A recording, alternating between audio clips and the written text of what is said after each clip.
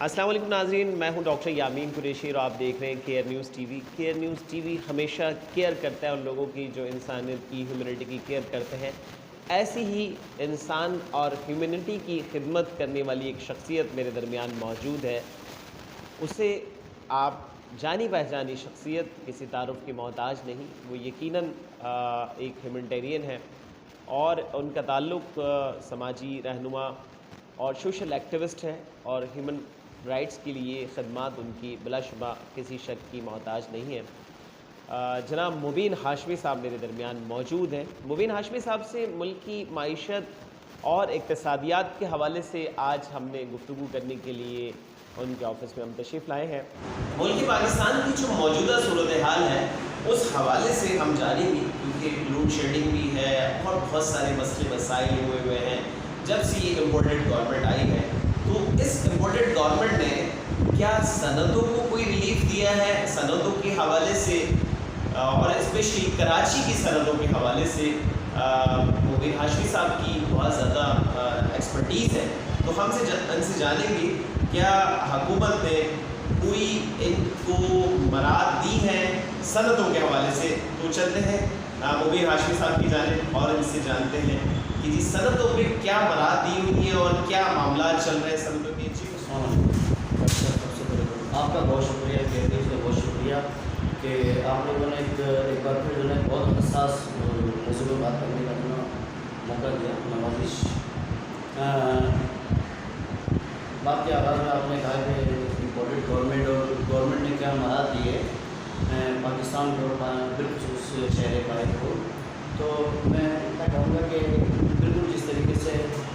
ہماری عدالتوں میں انصاف فراہم کرنے والے جو اسپاٹ ہوتے ہیں وہاں پہ جو نا جب ججز کے سامنے ملزم یا جو نا مجرمان کھڑے ہوتے ہیں اور جو نا بات یہ ہوتی ہے کہ میں جو کچھ کہوں گا سچ کہوں گا اور سچ کے سوا کچھ نہیں کہوں گا، تو میں یہ سمجھتا ہوں کہ وہ جو حلف ملزم سے یا مجرم سے اٹھوایا جاتا ہے کہ میں جو کچھ کہوں گا سچ کہوں گا، سچ کے سوا کچھ نہ کہوں گا، تو یہ کام سب سے پہلے جو ہے نا ججز کے ہاتھ میں ہونا چاہیے الگ، کہ میں جو فیصلہ کروں گا وہ اللہ اور اللہ کے رسول کے بنائے ہوئے قوانین کے مطابق کروں گا، بے شک، تو شاید جو ہے نا حق اور انصاف کی فضا قائم ہو سکے۔ بالکل اسی طریقے سے پاکستان کا تو جو بیڑا غرق گزشتہ 74-75 سالوں میں حکمرانوں نے کیا اپنی جگہ تھا، مگر جو یہ 3 ساڑھے 3 4 مہینے میں جو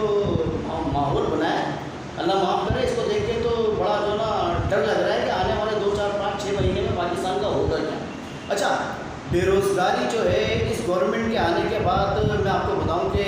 میں پورے اب آپ فیصلہ آباد کو دیکھ رہے ہیں کہ فیصلہ آباد کی جو صنعت ہے وہ آخری سانسیں لے رہی ہے، لاہور کی صنعت ہے وہ آخری سانسیں لے رہی ہے، ملتان کی جو صنعت ہے وہ آخری سانسیں لے رہی ہے۔ تو یہ جو گورنمنٹ جس صوبے سے اٹھی اس نے سب سے پہلے تو صوبے کا بیڑا غرق کیا، اس کے بعد پاکستان کو سب سے زیادہ ریونیو دینے والا کراچی کے صنعتی ایریے کی طرف میں آتا ہوں، تو کراچی میں جو لوگ روزگار کما رہے ہیں صنعتی اداروں سے، وہ ان کا تعلق صرف کراچی سے نہیں ہے، وہ KPK سے بھی یہاں پر آئے ہیں، جنوبی بلتستان سے بھی یہاں پر آئے ہوئے ہیں،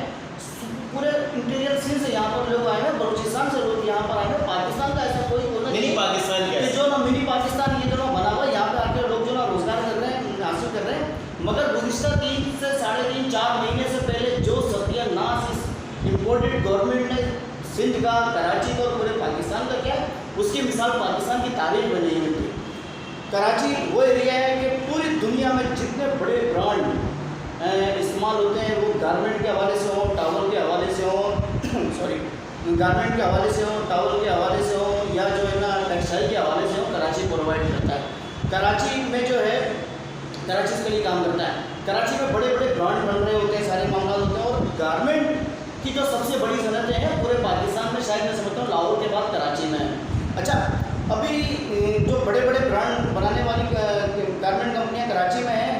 وہ پچھلے 2-2.5-3 مہینے سے بالکل اپنی زندگی کی آخری سانسیں لے رہی ہیں، ٹھیک ہے۔ میری ایک اطلاع کے مطابق، میرے تجزیے کے مطابق اور میری کنفرم جو نا انفارمیشن کے مطابق اس وقت کم و بیش کچھ نہیں 50,000 سے زائد گارمنٹ انڈسٹری میں کام کر رہے والا مزدور جو ہے بے روزگار ہو چکا ہے، 50,000 سے زائد جو ہے بے روزگار ہو چکا ہے۔ اچھا، 50,000 سے زیادہ بے روزگار ہو چکا ہے کہ اگر 50,000 کو آپ ملٹیپلائی، یہ گھرانے किसी घर में 2 अफराद हैं, किसी में 4 हैं, किसी में 6 हैं, तो ये लाखों की तादाद में चूल्हे ठंडे हो गए, चूल्हे बंद हो गए। अच्छा, कुछ लोगों ने जो है ना अपनी दुकानों के शटर, अपने कारखानों के शटर बगैर किसी कायदे कवानीन के बंद कर दिए, और किसी ने जो ना अपने मजदूरों को अपने गले लगा के उनके आंसू पहुँच के उन्हें रुखसत किया। जिसमें सबसे बड़ी मिसाल जो है ना कॉलोनी इंडस्ट्री में डेनम ग्रुप ऑफ कंपनीज की है, जिसके मालिक हनीफ मछियारा साहब हैं। डेनम ग्रुप ऑफ कंपनीज ने अपने 11 से 12 वो यूनिट क्लोज किए, बंद किए, कि जिसमें 8-8, 10-10, 12-12 मजदूर जो काम कर रहा था। मगर डॉक्टर साहब, बड़ी अच्छी बात कि जब कि कराची की सनत, कराची की टेक्सटाइल, कराची का इंडस्ट्रियल एरिया आखिरी सांसें ले रहा है, डेनम ग्रुप ऑफ कंपनीज के जो ऑनर हैं हनीफ मछियारा साहब, उन्होंने अपने तमाम लोगों को एज पर ला कानून के मुताबिक उसकी ग्रेजुएटीज और जो उनकी लाइबिलिटीज़ को जो बनती थी कंपनी की तरफ, जो लेन देन था 0% मार्कअप के बगैर जो है क्लियर करके उनको उनके घरों पर रुखसत किया, और ये कहा कि जब पाकिस्तान में सनतें बहाल होगी, मामला अच्छे होंगे, तो इंशाअल्लाह हम कारोबार करेंगे, और सबसे ज़्यादा प्रायोरिटी जो है आप लोगों को देंगे, क्योंकि आप लोग 12, 14, 15, 16, 18 साल से हमारे साथ जुड़े हुए थे। तो देखें, अगर कुछ लोगों ने बगैर किसी इन्फॉर्मेशन के अपना कारोबार बंद कर दिया, अपने मजदूरों को बाहर निकाल दिया, तो वो उनकी अपनी जो है वो थी। मगर जिन लोगों ने अच्छा काम किया, तो मैं समझता हूँ कि हम जो लोग हैं, अल्लाह पाक ने हमें अक्ल सलीम दी है, कि इस अक्ल सलीम की रोशनी में हम वो सारी बातें करें जो जिसका हमसे बाद में भी सवाल जवाब किया जाएगा। तो अब डेनम ग्रुप ऑफ कंपनीज ने जो अमल किया वो काबिल तहसीन है, काबिल सदाइश है। तो सलाम है, सलूट है हनीफ मछियारा साहब को कि उन्होंने अपने तमाम लोगों को इस तरह। हनीफ मछियारा साहब को उनकी कुछ चीज़ें ऐसी हैं कि वो बिल्कुल खुफिया हाथ से करते हैं, और मैंने उनका नाम सुना है कि वो मुल्क पाकिस्तान की बका के लिए बहुत सारे इदारों में वो खामोशी से उन्होंने काम किया है। बहुत सारे ऐसे नाम हैं यहाँ पे, मैं अगर गिनवाना चाहूँ तो जिस तरीके से वो खुफिया तरीके से करते हैं, तो मैं भी ये चाहूँगा, लेकिन उनका एक नाम मोतबर है वेलफेयर के इदारों में। अल्लाह पाक ने उनको हिम्मत दी, और अल्लाह पाक मज़ीद उनको तकबीर दे जिस तरीके से उन्होंने रुखसत किया। लेकिन हर कोई हनीफ मछियारा की तरह नहीं होता। मैं समझता हूँ कि जी इस मुल्क पाकिस्तान में इस आपने बात की कि जी आखिरी सांसें ले रही है इंडस्ट्री, तो क्या यहाँ कोई देखने वाला नहीं है? क्या यहाँ कोई लॉ नहीं है? क्यों ऐसा हो रहा है? आज से 3 महीने पहले तक तो सारे मामला बेहतर थे, क्या यहाँ 3 महीने के बाद अब कोई कानून नहीं है? क्या जंगल का कानून चल रहा है? क्योंकि मैं देख रहा हूँ कि जी मेरी नज़र में आ रहा है हनीफ मछियारा जैसे चंद लोग हैं,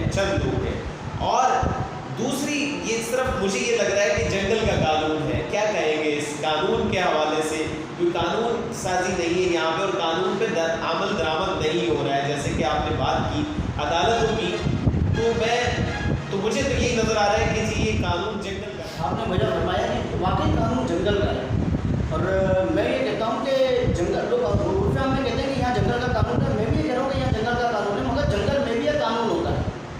जंगल में भी एक कानून होता है। जंगल का जो जानवर होता है शेर, जो कि जंगल का शायद बादशाह कहलाता है, जंगल का जो बादशाह होता है शेर, वो भी डॉक्टर साहब जंगल के जानवरों को उस वक्त तक चीर फाड़ के नहीं खाता जब तक उसे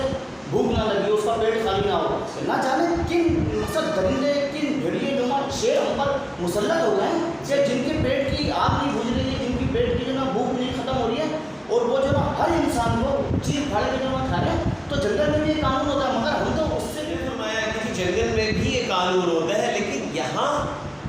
ऐसी लाकानूनियत है। लेकिन मैं यहाँ एक बात आपसे पूछना चाहूँगा, आप मजदूरों के दरमियान रहते हैं, आपका ताल्लुक़ ज़्यादा ऐसी आवाम से है, मैं कौम का लफ्ज़ यहाँ इस्तेमाल नहीं करूँगा, लेकिन ये कौम है, हम कौम थे तो मुल्क पाकिस्तान वजूद में आया था, लेकिन अब हम रेवड़ बन चुके हैं, कौम नहीं है। तो वो रेवड़ जो है, वो कौम जो है, वो अवाम जो है बाहर क्यों नहीं आ रहे? इस कानून के खिलाफ बोल क्यों नहीं रहे? क्या वजह है? इतना सब कुछ हो रहा है, पेट्रोल इतना हाई जा रहा है, क्यों नहीं निकल रहे? मैंने भी अपने एक व्लॉग में कहा कि जी निकले, एहतजाज रिकॉर्ड करें, लेकिन क्या वजह है? मुबीन आशिफ भाई, ये वजह आप बताएंगे। आप उनके दरमियान ज़्यादा वक्त गुजारते हैं, ऐसे लोगों के दरमियान जो एक तबका है जो सह रहा है, क्यों सह रहा है? ये वजह क्या है? इसके बड़ी माजरत के साथ मैं आपसे भी माजरत कर रहा हूँ, देखने वालों से भी कर रहा हूँ। कौम हम नहीं है, ना हमें कौम बनाया गया, ना हमें कौम बनने का दर्ज दिया गया। कौम बनने का दर्ज हमें दिया था कायदे आज़म मोहम्मद अली जिन्ना ने, जिन्होंने हमारे लिए, हमारे आबा व अजदाद ने जिस मुल्क के लिए कुर्बानियाँ दी, उस वक्त हम एक कौम थे और एक कौम के लिए पाकिस्तान बना था, मगर उस कौम को तबाह बर्बाद उस दिन करने की कोशिश की गई थी जिस दिन खान लियाकत अली खान यानी पाकिस्तान के पहले वज़ीर आज़म को शहीद किया गया था। मुखालिफिन पाकिस्तान ने जिस वक्त लियाकत अली खान को शहीद किया, उन्होंने पाकिस्तान की वो उस ईंट को गिरा दिया, उस ईंट को तोड़ दिया, पाकिस्तान की दीवार को गिरा दिया, जिस दीवार की बुनियाद जो है ना कायदे आज़म मोहम्मद अली जिन्ना ने रखी। अच्छा, अब होता क्या है कि कायदे आज़म मोहम्मद अली जिन्ना ने जिस मुल्क की बुनियाद रखी, उस पाकिस्तान को ख़त्म करने की साजिश उसी वक्त कर दी गई थी। हम कौम नहीं है, हम रेवाड़ है, हम हुजूम है। कौम तुर्की की होती है, कौम मलेशिया की होती है, कौम महातिर मोहम्मद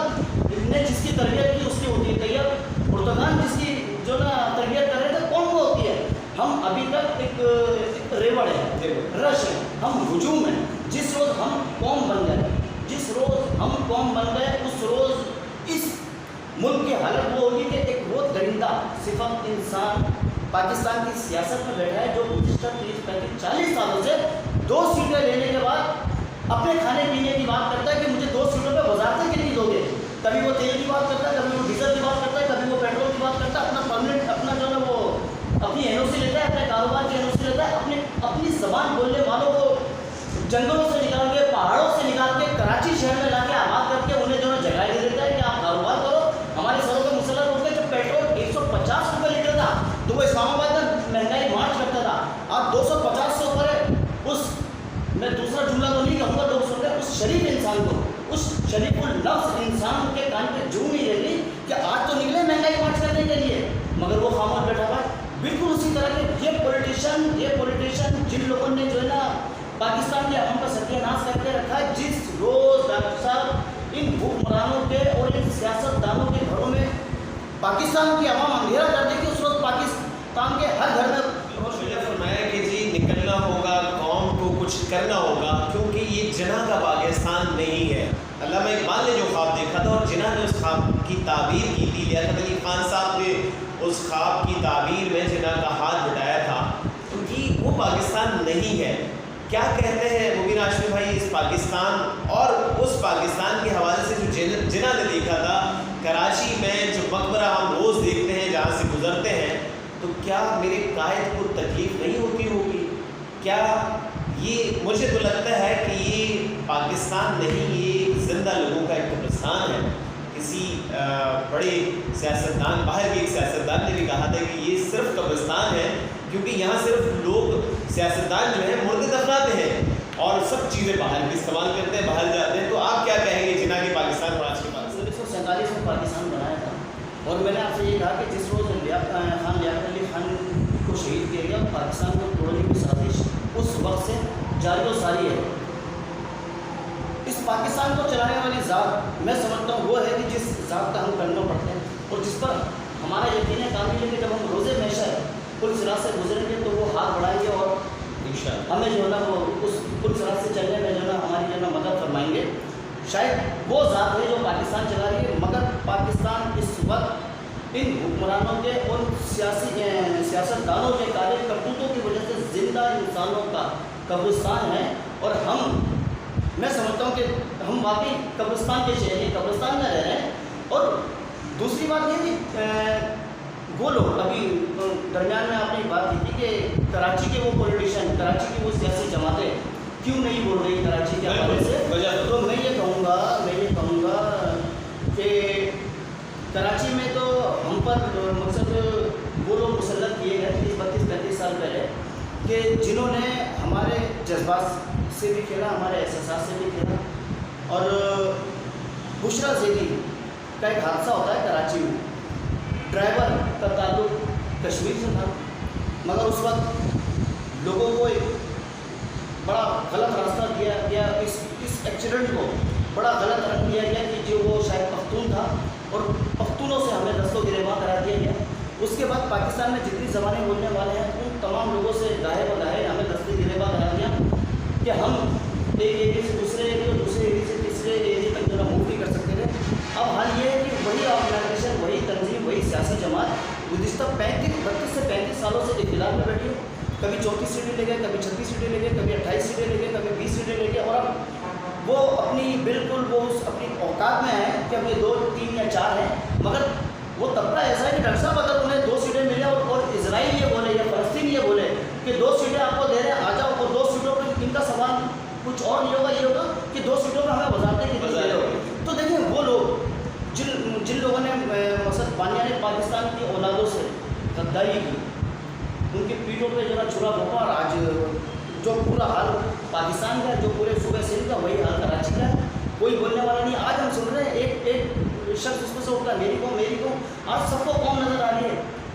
سن 47 کے بعد آج قوم نظر آ رہی ہے. آج ہم ایک ہیں. ہر شخص کراچی سے تعلق رکھنے والی تنظیم کا ہر شخص 1.5 اینٹ کی الگ الگ مسجد بنا کے بیٹھا ہوا ہے، مگر وہ جو مسجد بنا کے بیٹھا ہوا ہے اور بکرا کی جگہ. آج جب آپ ان کی عمروں پر حساب لگائیں، ہر آدمی 60 65 70 سال سے اوپر کا ہے، گھر میں بیٹھ نہیں سکتے. سیاست کرنی ہے، بھلے ایک UC ناصر ملے نہ ملے، ڈاکٹر صاحب انا اور بکرا کی جنگ کے چکر میں جو ہے اس پوری قوم کو جو ہے نا، پھر ہم قوم کہیں گے اس پورے رش کو، پوری عوام کو جو ہے نا پہ جو ہے نا وہ سولی پہ چڑھایا ہوا ہے. میں یہ کہتا ہوں کہ ہمارے والدین پہلی نسل کی، ہم دوسری نسل چل رہے ہیں، تیسری نسل ان کا اللہ ہی حافظ لگ رہا ہے کہ جو پاکستان کا حال ہے، جو ہمارے سیاستدانوں نے ان کا حل کیا ہے، تو اللہ ہی حافظ ہے. جب تک ہم ترکی کے عوام نہیں بنیں گے، جب تک ہم ملائیشیا کے عوام نہیں بنیں گے، جب تک ہم میں کوئی مہاتیر محمد پیدا نہیں ہوگا، جب تک ہم میں کوئی طیب اردگان پیدا نہیں ہوگا، جب تک ہم میں کوئی صلاح الدین ایوبی، سلطان صلاح الدین ایوبی پیدا نہیں ہوگا، جب تک ہم میں کوئی ٹیپو سلطان جیسی سوچ رکھنے والا آدمی نہیں آئے گا، جب تک ہم میں کوئی محمد بن قاسم جیسا بندہ پیدا نہیں ہوگا، ہم زندہ انسانوں کے قبرستان میں ہی. مبین ہاشم بھائی، یقیناً یہ آپ نے جو بہترین تجزیہ کیا کہ جب تک ہمارے درمیان کوئی ایسا لیڈر جو ایک غیرت مند لیڈر ہو، میں یہاں مثال دینا چاہوں گا. آپ نے آج کی اور پیچھے کی بھی کچھ جیسے ٹیپو سلطان ہے، سلطان صلاح الدین ایوبی ہے، اور یہ ایک ڈرامہ بھی ارطغرل غازی جب تک پیدا نہیں ہوگا ہمارے درمیان جو ہے، اس طرح کے لیڈر ہم میں پیدا نہیں ہوں گے جو غیرت مند قوم کے غیرت مند لیڈر تھے، تو وہ تب تک ہم ایک قوم نہیں بن سکتے، تب تک ہم بس ایک ہجوم، ایک ریوڑ کی شکل میں چلتے جائیں گے، اور اسی طرح ایک قبرستان میں زندگی گزارنے کے لیے خاموشی کے ساتھ، کیونکہ نہ ہم اپنا احتجاج ریکارڈ کر سکتے. لیکن میں سوچ رہا ہوں میری اور آپ کی آواز مل کر شاید کہ دل میں اتر جائے میری بات، تو شعر کچھ اگر غلطی پڑھ دیا ہو، لیکن اصل بات یہ ہے کہ ہماری اس بات کو آپ لوگوں کے دل میں اترنا ہے. اس ویڈیو کو لائک کیجیے گا، شیئر کیجیے گا، تاکہ زیادہ سے زیادہ لوگوں تک یہ بات پہنچے کہ ملک کی معیشت تباہی کے دہانے پر ہے، اور 50,000 سے زائد کراچی کے جو مزدور ہیں ان کو نکالا جا چکا ہے. لیکن ڈیلپ گروپ آف کمپنیز کے حنیف بچیارہ صاحب نے بہت عملی اقدام کیا کہ ان کو گریجویٹی کے ساتھ ان کو رخصت کر رہے ہیں، بہت خوش آمدید کے ساتھ، خوش دلی کے ساتھ ان کو رخصت کر رہے ہیں. تو ہر کوئی یہاں حنیف بچیارہ بھی نہیں ہے اور بن بھی نہیں سکتا. تو میں دعا گو ہوں اللہ رب العالمین سے کہ اس ملک پاکستان کی حفاظت فرمائے، جیسے کہ لیاقت علی خان صاحب کہہ کے گئے تھے، جیسے کہ اور کئی لیڈر جو مخلص لیڈر تھے ہم سے، وہ کہہ کے گئے تھے اس ملک پاکستان کی حفاظت فرمائے. اللہ رب العالمین ہمارے ملک پاکستان کی حفاظت فرمائے. آقا صلی اللہ علیہ وسلم کے صدقے میں. جزاک اللہ خیرہ. بہت شکریہ دیکھنے والوں.